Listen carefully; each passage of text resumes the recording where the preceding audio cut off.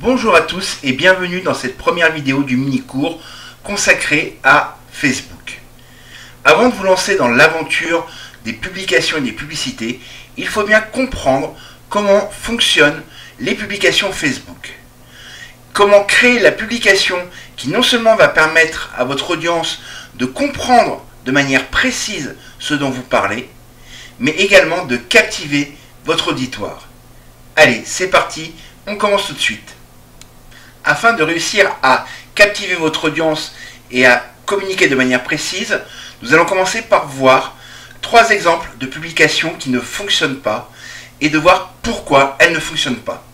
Afin de vous aider à mieux visualiser ce qui caractérise ces différents types de publications, je vais vous montrer un diagramme sur lequel nous allons placer les adjectifs suivants: plat, brouillon, captivant et précis.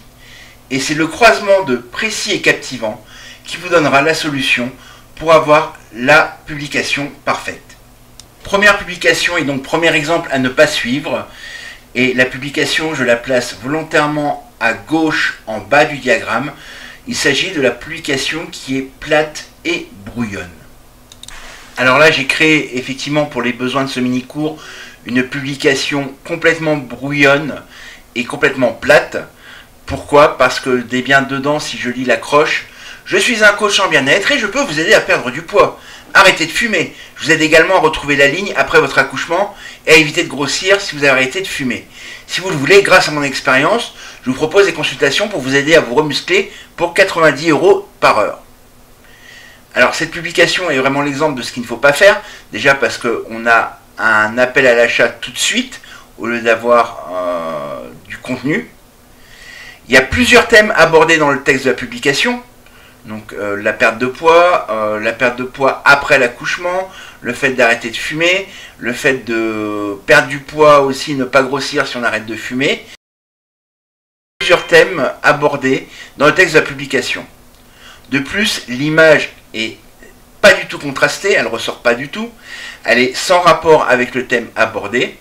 Et même s'il y a un appel à l'acte d'achat, il n'y a pas d'appel à l'action, par exemple pour s'abonner à une newsletter ou pour recevoir un petit e-book avec 5 conseils en lien avec la thématique. Alors, deuxième type de publication à éviter, la publication que j'appelle plate mais précise. Et donc il va venir se situer dans les flèches en bas à droite de notre diagramme. Cette publication est précise puisqu'on a un seul thème abordé dans le texte de la publication, à savoir, je suis un coach en bien-être et je peux vous aider à perdre du poids pour retrouver la ligne après votre accouchement. Donc on a une seule thématique et on a une image en rapport avec le thème abordé.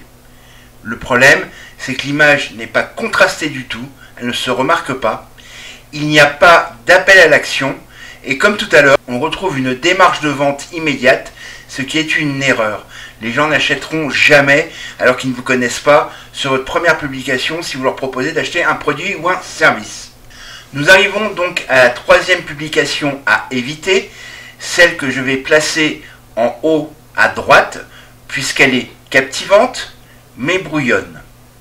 On va regarder ça tout de suite. Alors pourquoi je considère cette publication comme étant quand même captivante? Eh bien, on a un texte accrocheur qui cible un segment de marché précis, qui semble replacer les préoccupations de l'audience au centre des préoccupations de l'entrepreneur. On a une image qui est fortement contrastée, qui est en rapport avec le thème abordé. Le problème, c'est qu'on retombe dans le brouillon, puisqu'on a plusieurs thèmes qui sont abordés dans le texte de la publication. Nouvelle maman, retrouvez votre ligne avec un programme de remise en forme tout en douceur. Gommez vos vergetures avec des produits bio 100% naturels. Avec une gamme de compléments alimentaires, renforcez vos cheveux abîmés par l'accouchement. C'est dommage, on y est presque. On a plusieurs bons éléments, mais là, on retombe dans le brouillon. Enfin, dernier type de publication, ce que moi j'appelle la publication qui cartonne, celle vers laquelle vous devez tendre. Dans cette publication, nous retrouvons tous les éléments qui font une publication à succès. On a un seul thème abordé. Le texte, en plus d'être accrocheur, identifie clairement la cible. Et en plus, Le texte replace les préoccupations des jeunes mamans au centre de l'intérêt de l'entrepreneur.